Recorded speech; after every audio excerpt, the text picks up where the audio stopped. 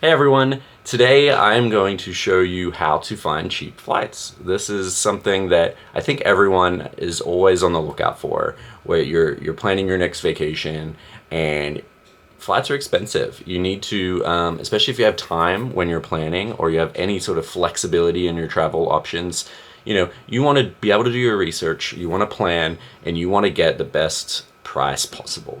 And that is why I wanted to share just my tips on how I find these cheap flights. And the number one way I do this is with Google Flights. So I'm going to show you a couple of ways that I use Google Flights today to find cheap flights for different situations. And without further ado, let's jump in and I'll show you how to do it.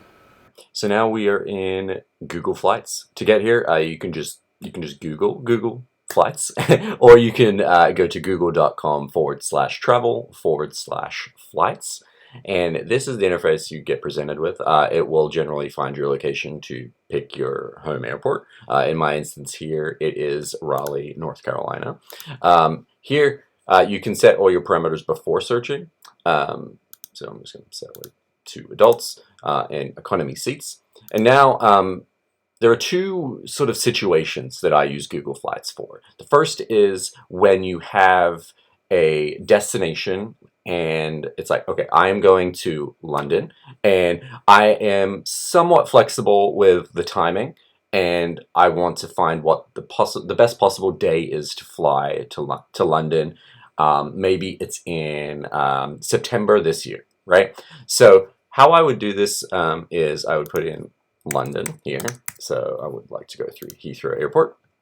And then you're going to open up your departure date. And as you can see here, you'll be presented with a whole bunch of dates with their corresponding price. So this is really useful here. Even before you start searching, you can get a vague idea of when the cheapest time is to fly to your destination. So I said we were going to take our vacation in September. So let's scroll over to September, and now we can see when the cheapest times are. So let's say I am flexible here. Like I don't need to go on, a certain day. I'm just taking a week and I can kind of leave whatever day I want. That will give you the most flexibility, but everyone's situation is different. So let's say I just want the cheapest price. And so September, we can see here we have a few different dates. They're all highlighted in green. So we can see 14, so this one here on a Tuesday. So let's click that, the cheapest possible flight in September. And then I'm going to stay for a week. And that is also the cheapest flight. So this can sometimes change because obviously your returning flight could inflate the price or it could make the price go down. But this is, here it's going to stay the same price, which is great. So we would pick the 10th and then press done. So we've got all this ready. And now you just press search. Now this is going to bring up all of the possible flights that Google can find from all the different airlines. And what it's going to do is present them all here. So you can scroll through. The cheapest flight we did find here is $14.25, which was great. But you can see here that this one here is significantly longer than some of the others. So you can see this one is 18 hours and 50 minutes total with 1 stop because it has a 9-hour stop in Keflavik, Iceland. Whereas there are non-stop flights. Thankfully, in this instance, it was only maybe $150 more. So that's great. But that just shows here that sometimes the cheapest flight in that first section not necessarily going to be the best one for your situation. But it did give us a sort of a ballpark range here of how this works to get you sort of the cheapest flight. And this, you might not be sort of, you might think that, hey, this is a great price, let's just book it right now, but you might not be sure, right? Like this might have been your first time looking for your flight to London or to wherever your destination is. And thankfully Google has this little tool here right in the middle, right below the sort of the top search results. It's going to show you a little thing here. Click in here and this is going to show you the history for this flight and whether the current price is good or not. And we can see here, this current one is saying that it's $157 cheaper than usual for your search. And you can kind of scroll through here over the last like couple of months, and it will show you the history of what the cheapest possible flight was at that day. And this is really cool. So you can see, you can get a better understanding for whether you're getting a good deal or not, right? Um, and then there is one other tool on this screen. So say you're not happy, maybe this little thing here said the price was high or the price was kind of around average, but you want to get a better deal.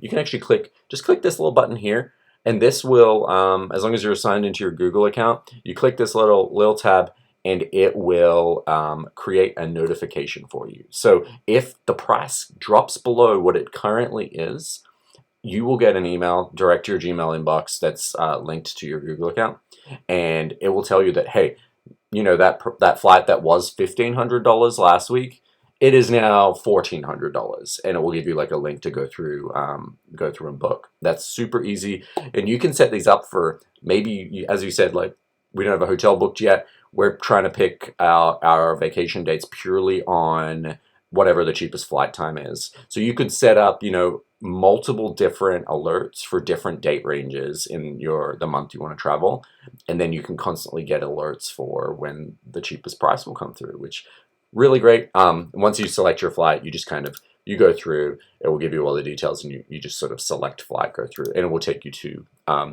either the airline directly, which I'd always recommend booking through just for peace of mind, because it's just generally an easier process if anything changes. But sometimes these flights will show you a cheapest price that will come from booking through a flight website. But just be aware of that when you're sort of going through the process. So there's one other instance of how I use Google Flights, and this is generally a situation where I might not know where my next destination is. So let's say we know we want to go on vacation over Christmas this year, right? Maybe we've just decided, hey, let's go to Europe. We want to go to Europe over Christmas, but we're kind of open to where in Europe we want to travel. So how we would do this is in Google Flights, once again, it's very simple. All you need to do here, this is a lot of people don't know this even exists. So you click into where to, and instead of typing something, you click anywhere. And what this does is it essentially tells Google, I'm open to any flight in the date you select. So we've still got our dates here from before. Let's put this over to December. So we said we were going to travel on Christmas, right? So let's say we need to leave on the 21st, the Saturday before Christmas. And then we have to come back, let's just say New Year's Eve, right? That's a little bit over a week. So we're gonna press done. And then we've got our parameters here, but we could change this if you want. Let's for this one, let's say we wanna go premium economy. Now we're gonna explore. What this is going to do now is give you the entire world from your home airport, which can be very intimidating when it opens up this first screen. So I would advise having at least a general area that you want to travel to. So in our case, we were going to go to Europe. So let's zoom in here. Now we're going to open up Europe, and then it's going to pop up the price for all of these different flights here in the area. So this is, as I said here, these can vary a little bit by price here. Let's see, so these are all sort of in the 4,000, 3,000, 4,000, 5,000. These are all in the same range, and you can see here already some very different prices for fairly close areas in Europe, right? But let's just, example, we can go back up here, go to economy. Let's go say, hey, let's see if we can find some cheaper flights. And this even shows even more. So let's say we were open. We wanted to fly somewhere. London would be about $2,000. Great, that sounds pretty normal, right? Like, so you click on that, but you'd be like, oh, Paris, you know, it's about $200, $300 cheaper. That's quite tempting. You know, we could maybe stay in a nicer hotel when we get there because we're saving $300 on the flight.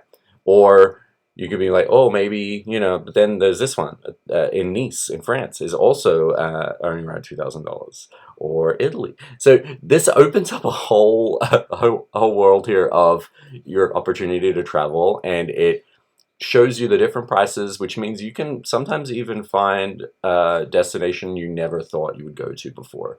This was a situation we kind of had last year where we were traveling over Christmas, but we didn't really know where we wanted to go. And we found at the time there was actually a really cheap flight to Dubrovnik. In this instance, Dubrovnik in Croatia is a little more expensive than other places. So this isn't quite the same this time.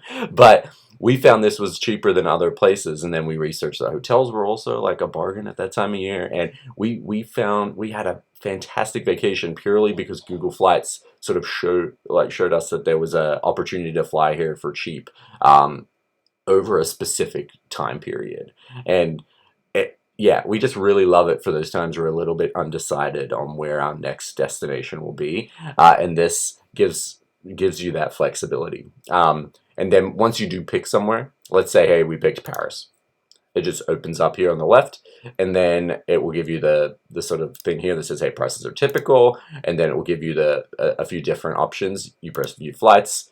It will then give you that screen we saw before. So this is, but then you could open this up and be like, I don't really like those flight options. Times don't work.